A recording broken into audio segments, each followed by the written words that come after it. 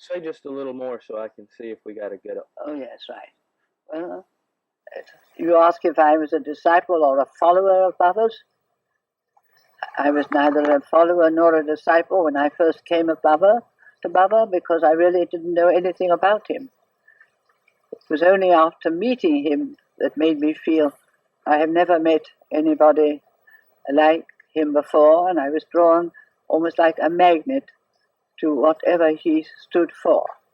The only things I ever heard at the beginning was that he said he had come not to teach, I have come to awaken, not to teach, to awaken the consciousness of the Christ Spirit within.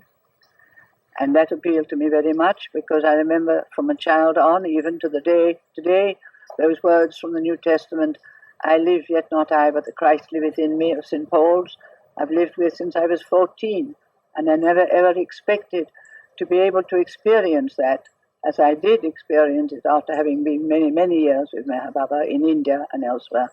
Suddenly dawned on me what it really meant to say the Christ lives within. And that appealed to me very much from Baba.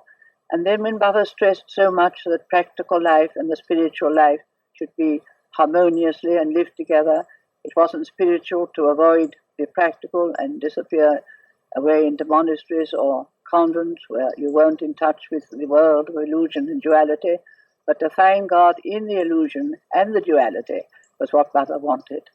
Says the aim of life is to love God, and the goal of life is to become one with God.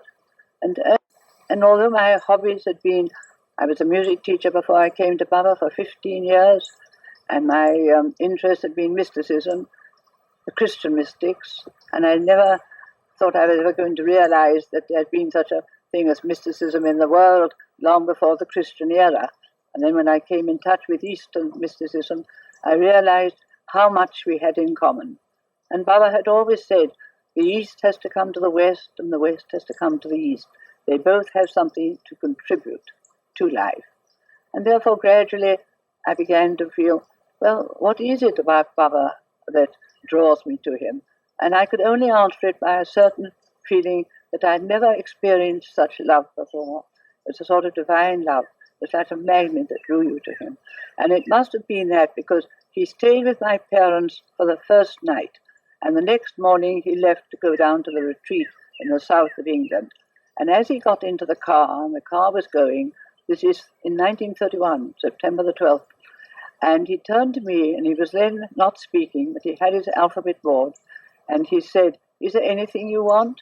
And I hadn't any time to think, but I could hear the car waiting and anxiously to get off the long drive of 7 hours to the country. And I said, yes, I said, greater opportunities for service and a greater capacity to love. And then out of the blue came, oh yes, and perhaps spontaneous goodness. And Baba just spelled out on his board, you'll have soon all those things that you have asked for. And that it was left like that. And then within 3 days, I was finding that that was exactly what I was going to do, that my love for Baba was going to take the form of active service, love and service, selfless service.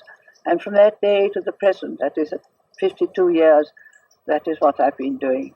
That the love I felt when I first met Baba translated itself immediately into selfless love and selfless service, which I feel is the goal of life. Yes, ma'am. And that is, so now you can call me a disciple if you want, but it's an active disciple, and it's the outcome of love. There's no such thing as static love. Love has to be active. And Baba very much stresses voluntary work, but he also says don't lean on each other. Therefore, it's practical to have a career, to work, but if it's your opportunity to do voluntary work and serve mankind, that's even better. Yes, ma'am. But he said the spiritual life consists in turning selfishness into selflessness and lust into purity and greed into generosity. So that is, as you might say, the things that appealed to me. Yes, ma'am. Because I was brought up in late Victorian times and Protestantism wasn't very broad in those days. And think of the East as not being heathen, but of being one with us. And then, of course, I think Baba's great message was that truth is oneness. Pilate never answered that. When he asked that question, Jesus never answered it. But Baba has always said, separateness is ignorance, and oneness is the truth. The truth is that we are one, whatever our color, whatever our creed, and that there are many paths to God, and that you have to search for yourself, find the path which brings you closest to God. Remembering always that the aim of life is to love God, and the goal of life is to become one with God. And Baba also stressed, which interested me, that faith and love, rather like the Catholic Church in a way, that faith and love are gifts of grace.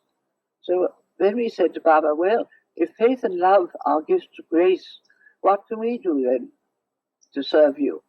So Baba said, to try to please God. And you know, it's in pleasing God that you learn how to love him more.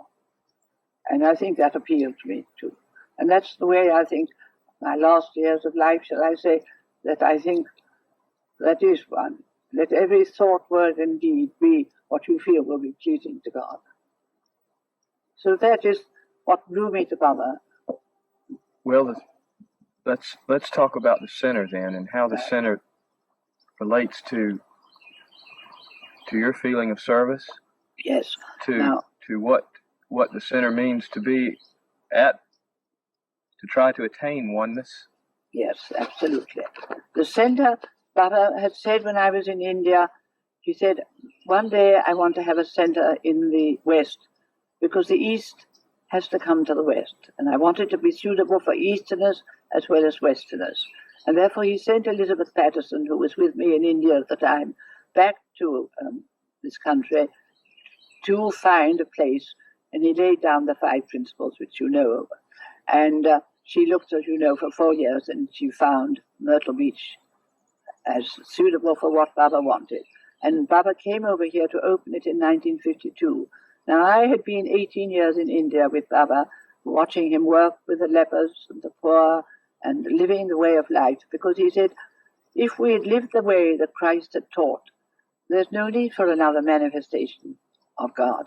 But it is because Christians have not lived the life that Christ taught, or the Buddhists the life that Buddha taught, or Zoroastrians the life that Zoroastrian taught, that it was necessary from time to time that God manifests himself as a prophet or as a great soul, that we might know what love for God really means. So you see, Baba wanted to have a place where we could all come together and share, because Baba's greatest lesson, I think, is that we must share with each other. Therefore, he wanted a center where Easterners and Westerners from all over the world could come and live the way of life which he wanted, which was sharing with one another, the feeling of oneness amongst each other. You can talk about God in the center as easily as you can talk of your profession or your card or your family life. It's a topic which all people are interested in. That is the goal of life, to find God as your real self. Therefore, to do that, you must share. You cannot get very far if you are all closed in. You know how difficult it is to communicate, and when you're with Baba, it's so easy to communicate. He comes down to your level and brings you up to his. He never preaches at you. Therefore, the center has served a real purpose of bringing people together. When I was here when it opened, I was here when the center opened, and that was in 1952, and people from all over, there were 300 or 400 here, black and white. And Baba was there just to meet them. And what they all felt was this consciousness of love. And Baba said, I will never leave the center. My consciousness will always remain here. And that's what people come for that renewal of the spiritual life. They'll come just for 1 night or 2 nights, and they'll go back to New York, they'll go back from wherever they've come, and they feel renewed in spirit. And today you must for yourself feel that need to get away from the hustle and bustle of life and be able to communicate with God in the peace and the quietness. And that's what we are begging and longing, that this place will be kept for that very purpose. It certainly will.